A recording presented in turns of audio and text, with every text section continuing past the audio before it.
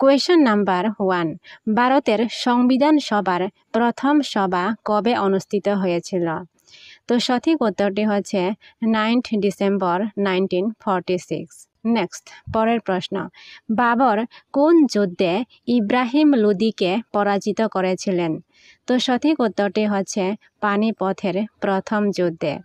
Next, পরের প্রশ্ন, প্রধানমন্ত্রীকে কে নিয়োগ করেন? তো সঠিক উত্তরটি হচ্ছে প্রেসিডেন্ট অর্থাৎ রাষ্ট্রপতি। নেক্সট, পরের প্রশ্ন, ধর্মনিরপেক্ষ শব্দটি কোন সংশোধনীতে যুক্ত হয়েছিল? তো সঠিক উত্তরটি হচ্ছে 42nd অ্যামেন্ডমেন্ট অর্থাৎ 42তম সংবিধান সংশোধনীতে। নেক্সট, পরের প্রশ্ন, আকবর ও হেমুর মধ্যে কোন যুদ্ধ হয়েছিল? তো সঠিক উত্তরটি হচ্ছে পানিপথের দ্বিতীয় যুদ্ধ। পানিপথের দ্বিতীয় যুদ্ধ 1556 খ্রিস্টাব্দে হয়েছিল। নেক্সট, পরের প্রশ্ন, ভারতের সংবিধানে জরুরি অবস্থা কত প্রকার? তো সঠিক উত্তরটি হচ্ছে 3 প্রকার। নেক্সট, পরের প্রশ্ন, আকবর ও মহারাণা প্রতাপের মধ্যে কোন যুদ্ধ হয়েছিল? তো সঠিক উত্তরটি হচ্ছে হলদিঘাতের যুদ্ধ। আর হলদিঘাতের যুদ্ধটি হয়েছিল 1576 খ্রিস্টাব্দে। নেক্সট, পরের প্রশ্ন, ফতেপুর সিক্রি শহর কোন সম্রাট প্রতিষ্ঠা করেছিলেন? তো সঠিক উত্তরটি হচ্ছে আকবর। নেক্সট, পরের প্রশ্ন, সংবিধানের কোন অংশে মৌলিক অধিকার রয়েছে? তো সঠিক উত্তরটি হচ্ছে তৃতীয় অংশে পার্ট 3-তে। নেক্সট, পরের প্রশ্ন, শাহজাহান কোন শহরকে রাজধানী করেছিলেন? তো সঠিক উত্তরটি হচ্ছে দিল্লি। নেক্সট, পরের প্রশ্ন, মৌলিক কর্তব্য সংবিধানে কোন সংশোধনীতে যুক্ত হয়েছিল? তো সঠিক উত্তরটি হচ্ছে 42nd অ্যামেন্ডমেন্ট 42তম সংবিধান সংশোধনী। নেক্সট, পরের প্রশ্ন, রাষ্ট্রপতি কত বছর বয়সের হলে নির্বাচিত হতে পারেন? তো সঠিক উত্তরটি হচ্ছে 35 ইয়ার্স।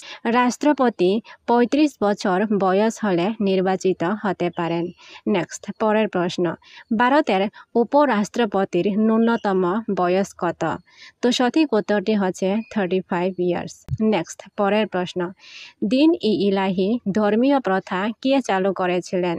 তো সঠিক উত্তরটি হচ্ছে আকবর। নেক্সট, পরের প্রশ্ন, রাজ্যপালকে কে নিয়োগ করেন? তো সঠিক উত্তরটি হচ্ছে প্রেসিডেন্ট অফ ইন্ডিয়া, ভারতের রাষ্ট্রপতি।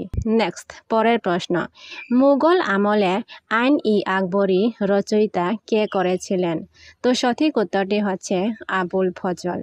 নেক্সট, পরের প্রশ্ন, লোকসভার সদস্য সংখ্যা সর্বাধিক কত হতে পারে? তো সঠিক উত্তরটি হচ্ছে 552 জন। নেক্সট, পরের প্রশ্ন, লোকসভার প্রথম সভা কবে অনুষ্ঠিত হয়েছিল? তো সঠিক উত্তরটি হচ্ছে 1952 সালে। নেক্সট, পরের প্রশ্ন, ভারতের প্রধান নির্বাচন কমিশনারকে কে নিয়োগ করেন? তো সঠিক উত্তরটি হচ্ছে প্রেসিডেন্ট, ভারতের রাষ্ট্রপতি। নেক্সট, পরের প্রশ্ন, নির্বাচন কমিশন কোন অনুচ্ছেদে বলা আছে? তো সঠিক উত্তরটি হচ্ছে আর্টিকেল 324 অনুচ্ছেদে। নেক্সট, পরের প্রশ্ন, তুজুক-ই জাহাঙ্গীরি কার আত্মজীবনী? তো সঠিক উত্তরটি হচ্ছে জাহাঙ্গীর। নেক্সট, পরের প্রশ্ন, শাহজাহান কত সালে রাজা হয়েছিলেন? তো সঠিক উত্তরটি হচ্ছে 1628 সালে। নেক্সট, পরের প্রশ্ন, মৌলিক কর্তব্য সংবিধানের কোন অংশে রয়েছে? তো সঠিক উত্তরটি হচ্ছে পার্ট 4A-তে। নেক্সট, পরের প্রশ্ন, মুঘল সাম্রাজ্যের প্রতিষ্ঠাতা কে ছিলেন? তো সঠিক উত্তরটি হচ্ছে বাবর। নেক্সট, পরের প্রশ্ন, ভারতের সংবিধানের কোন অংশে রাষ্ট্রের নীতি নির্দেশক মূল নীতি আছে? তো সঠিক উত্তরটি হচ্ছে পার্ট 4A।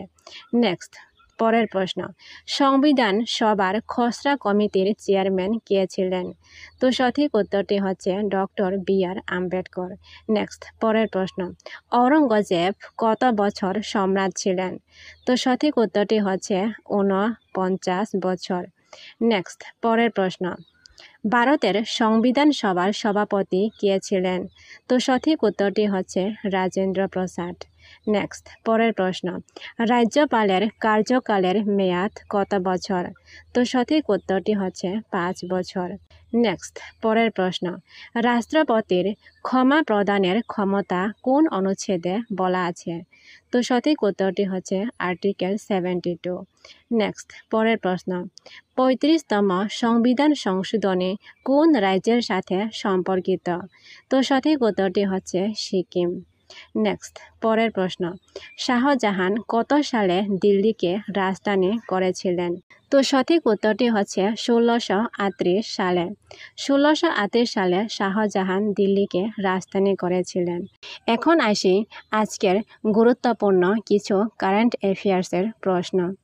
প্রথম প্রশ্নটি হচ্ছে, ভারতের কোন রাজ্যে সম্প্রতি আন্তর্জাতিক বাণিজ্য মেলা 2025-এ উদ্বোধন করা হয়েছে? তো সঠিক উত্তরটি হচ্ছে উত্তরপ্রদেশে। নেক্সট পরের প্রশ্ন, আহমেদনগর রেলওয়ে স্টেশনটি সম্প্রতি কার নামে পুনঃনামকরণ করা হয়েছে?